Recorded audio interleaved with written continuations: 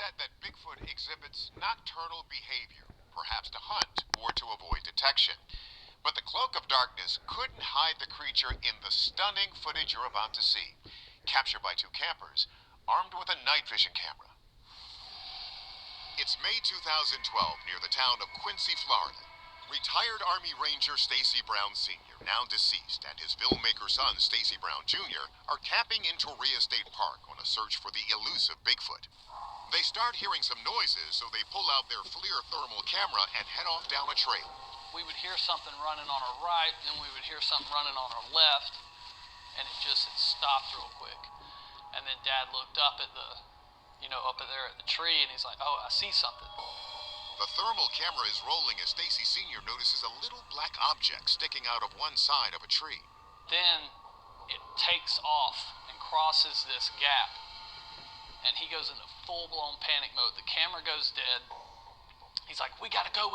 He's like, do you got your gun?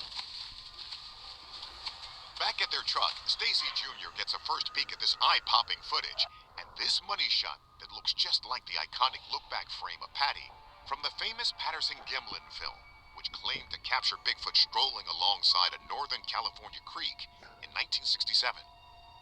I knew exactly what we had on camera. It was proof to me and my dad, because who on a Tuesday night is a mile and a half into the woods running around with no flashlight?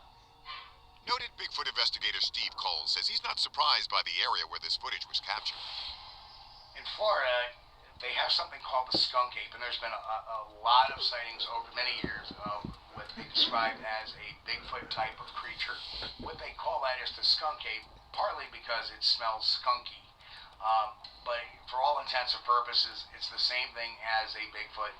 It's not quite as big or robust as the ones in, say, the Pacific Northwest, but that is kind of expected due to the climate being a lot more tropical. These swamp sightings go back to the native tribes.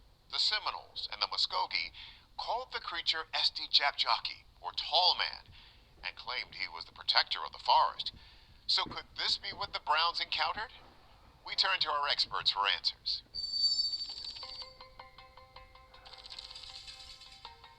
We first ask the most obvious question. Could this just be a person? It was shot with a thermal imager, and so it's picking up the heat signature. Typically, if any clothing is being worn, it masks the intensity of the heat emanating from those covered parts of the body. Honestly, don't see any of that. It's just a pretty uniform signature that would suggest a body a la natural. But why would a